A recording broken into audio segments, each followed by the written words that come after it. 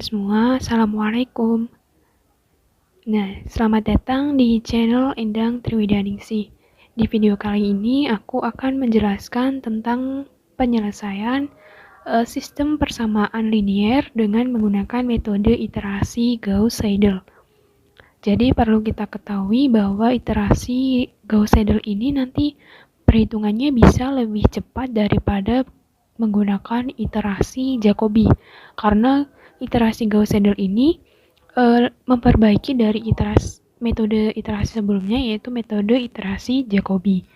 Nah, untuk lebih memahaminya, kita langsung masuk dalam contoh soalnya, yaitu jika diberikan 3 persamaan linier, yaitu persamaan yang pertama 5x1 ditambah x2 ditambah x3 sama dengan 10.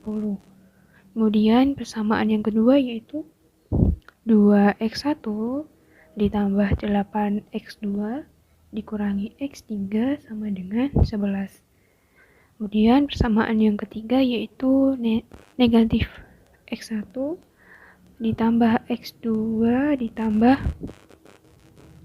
4x3 sama dengan 3. Nah, langkah yang pertama itu kita tentukan terlebih dahulu persamaan dari x1, x2, dan x3-nya. Jadi nilai persamaan x1 dapat kita dapatkan dari persamaan yang pertama.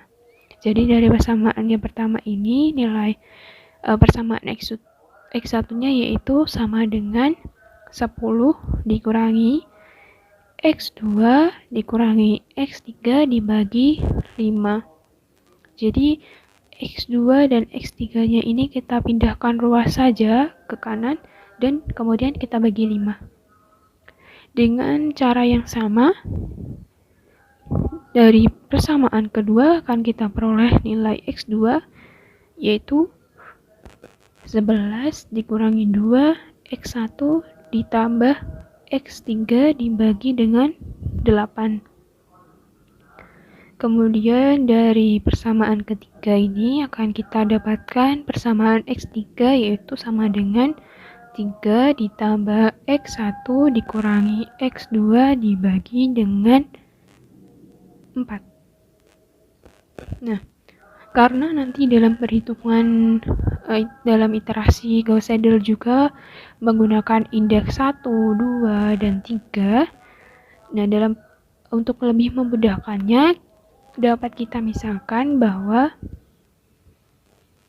misal x1 ini sama dengan x, x2 sama dengan y, dan x3 sama dengan z. Jadi nanti tidak membingungkan kita gitu dalam hitung-hitungannya. Jadi nanti persamaan x1, x2, dan x3 ini akan menjadi x, yaitu x1 ini, sama dengan 10 dikurangi x2 yaitu y, dikurangi z dibagi dengan 5. Kemudian y sama dengan 11 dikurangi 2x ditambah z dibagi dengan 8. Selanjutnya, dari x3 yaitu z sama dengan 3 ditambah x dikurangi y dibagi dengan 4. Begitu ya teman-teman. Jadi x1, x2, dan x3-nya ini kita misalkan sebagai x, y, dan z agar lebih memudahkan kita dalam perhitungannya. Seperti itu. Nah, dalam perhitungannya itu nilai x, y, z yang pertama kali dihitung itu adalah nilai dari x-nya. Jadi untuk nilai x dalam indeks k plus 1 itu persamaannya adalah 10 dikurangi yk dikurangi zk dibagi dengan 5. Sedangkan untuk menghitung nilai y, setelah kita menghitung nilai x, kita menghitung nilai y k plus 1 ini dapat kita hitung dengan persamaan 11 dikurangi 2 kali x. Nah, karena nilai x-nya itu sudah kita hitung lebih dulu, jadi sudah ada nilainya, Kemudian dalam perhitungan Y itu langsung kita masukkan nilainya. Nilai X K plus 1 ini. Jadi tidak lagi menggunakan nilai XK.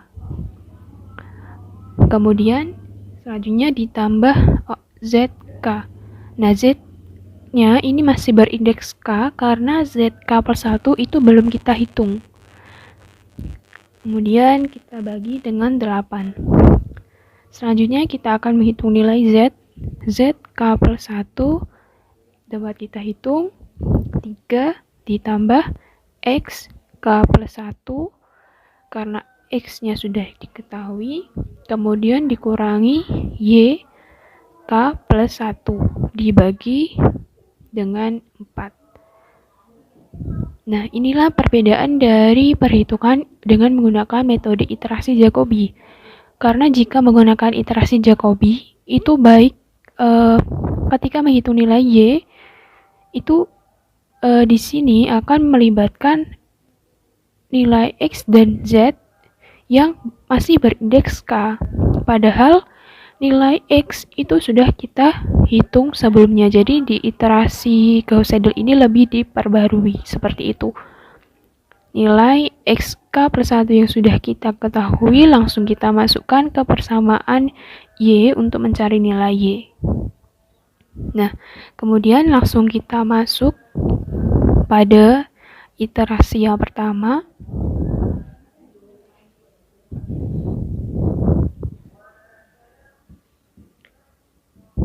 Maka iterasi 1, kondisi awal yang diketahui dari soal adalah P0, 0, 0, 0. Dan kita diminta untuk menghitung sampai dengan iterasi ketiga.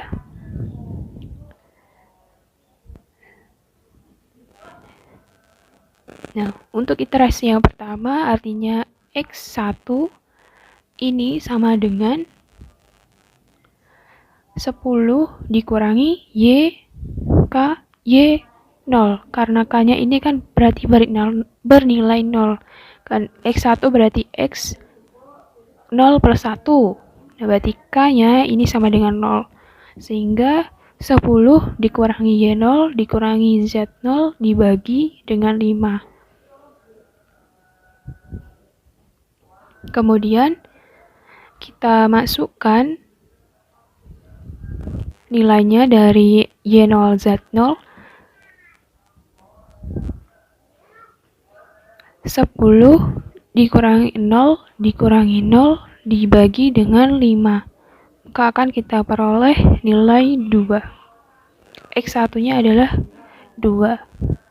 Kemudian Y1 sama dengan 11 dikurangi 2 XK plus 1 berarti 2X1 ditambah Z0 dibagi 8. Sehingga jadi 11 dikurangi 2 dikali X1-nya ini 2 ditambah Z0 0 dibagi 8. Akan kita peroleh nilainya ini adalah 7/8.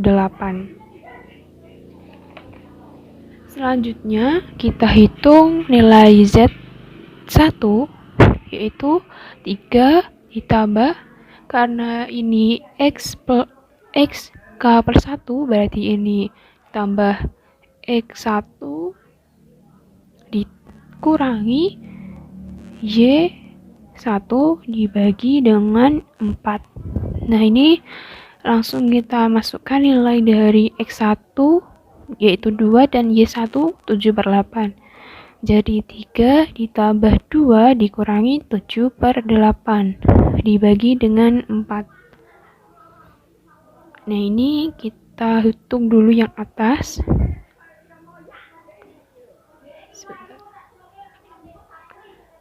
Dibagi 8 ya, dikurangi 7 berarti ini plus 16. 8 kali 3 24. Nah, ini anggap saja bagi 4-nya ini kali 1/4 gini.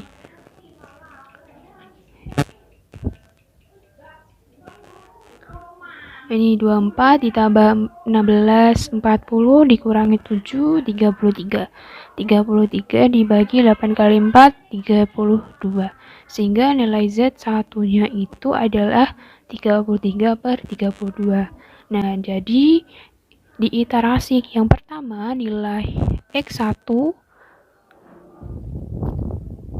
itu adalah 2, Y1 atau X2 dalam iterasi 1 itu sama dengan 7/8, dan nilai X3 dari di iterasi yang pertama ini adalah 33/32. Kemudian kita lanjut ke iterasi yang kedua. Iterasi 2, kita hitung nilai dari X-nya yaitu X2. Itu X2 sama dengan 10 dikurangi Y, kita gunakan Y1, kurangi Z1 dibagi dengan 5. Nah, kita masukkan nilai Y1 dan Z1 yang sudah kita peroleh di perhitungan sebelumnya, yaitu 10 dikurangi 7/8 dikurangi 33/32 dibagi 5. Nah, di sini yang pembilang kita hitung, kita samakan penyebutnya jadi 32 ya. Jadi 320 dikurangi 28 dikurangi 33 dikali 1/5. Nah, di sini akan kita peroleh hasil yaitu 259/160. Nah, di sini kita mungkin dari teman-teman sadar ya, kenapa hitungannya itu dalam pecahan. Nah, itu dia, yaitu dapat tantangan untuk menghitung perhitungan penyelesaian persamaan linear dengan tanpa penggunaan nilai desimal gitu. Jadi meminimalisir galat yang terlalu besar gitu juga. Jadi dengan menggunakan nilai pecahan kita lebih tertantang dan galatnya juga bisa kita lebih minimalisir. Oke, lanjut ke perhitungan Y2 yaitu sama dengan 11 dikurangi 2X, kita gunakan X2 karena sudah kita ketahui nilainya. X2 ditambah Z1 dibagi dengan 8. Kemudian kita masukkan nilainya sehingga 11 dikurangi 2 dikali X2-nya 259 dibagi 160 ditambah Z1-nya adalah 33/32. Kemudian kita bagi dengan 8. Nah, ini kita operasikan, nantinya akan kita peroleh nilai 1407/1280. Kemudian untuk nilai Z2 ini kita hitung 3 ditambah X2 dikurangi Y2 dibagi dengan 4. Kita masukkan nilainya 3 ditambah 259 dibagi 160 dikurangi Y2-nya yaitu 1407 dibagi 1280 dibagi 4. Nah, ini kita operasikan, akan kita peroleh nilai 4505/5120. Nah, di iterasi kedua nilai X-nya ini adalah 259/160, Y 1407/1280 dan Z-nya itu adalah 4505/5120. Nah, kemudian kita lanjut ke iterasi yang ketiga.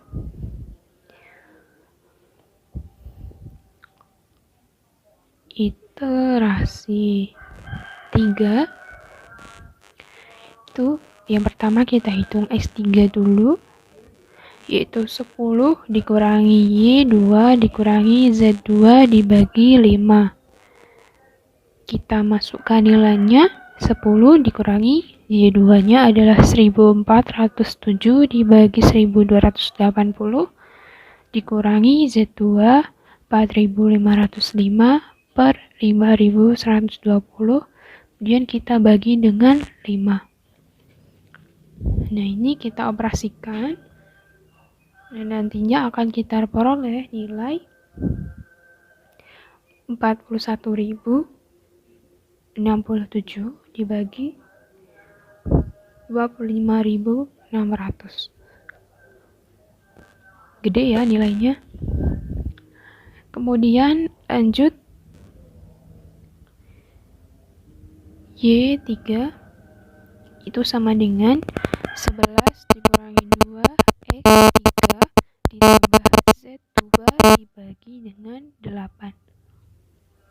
Kita masukkan nilainya, 11 dikurangi 2 X3-nya ini 41.067 per 25.600 ditambah Z2 itu 4.505 per 5.120 dibagi 8. Jadi ini kita hitung akan peroleh nilai 221.991 per 204.800. Nah, lanjut.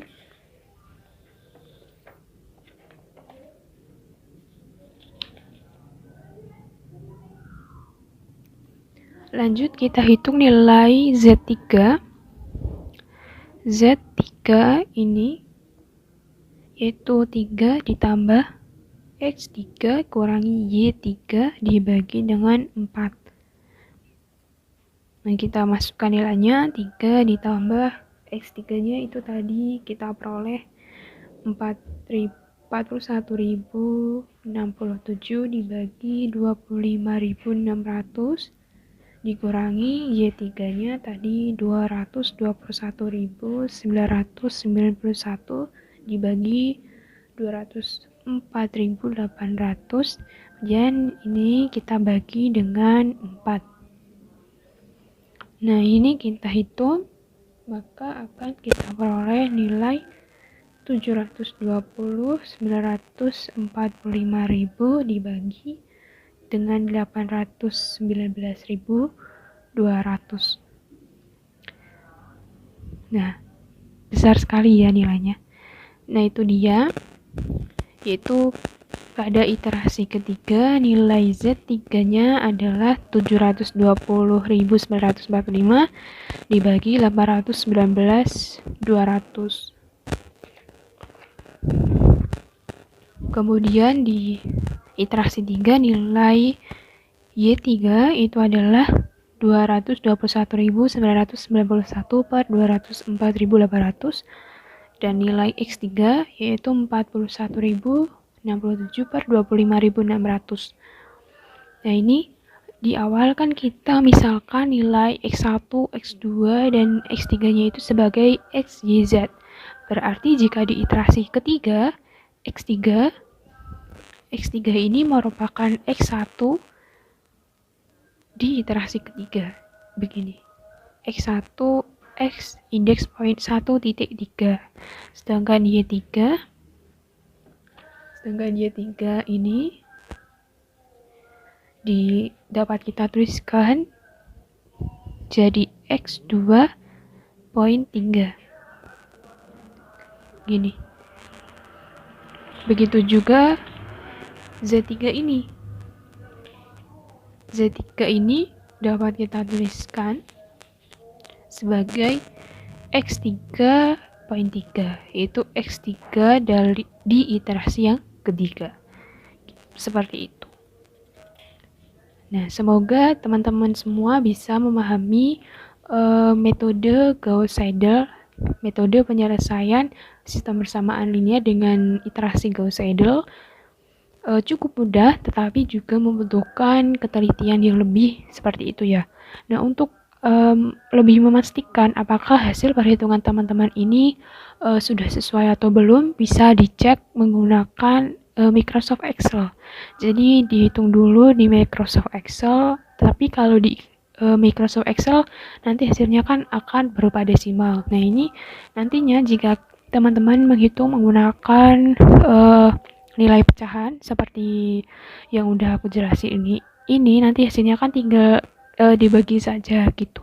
Kalau hasilnya sama berarti perhitungan teman-teman ini udah benar. Seperti itu ya.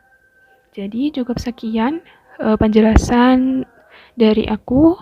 Semoga bermanfaat. Apabila ada kesalahan tutur kata maupun dalam penjelasan, aku mohon maaf. Aku akhiri. Wassalamualaikum warahmatullahi wabarakatuh. Selamat bertemu di video selanjutnya. Bye bye.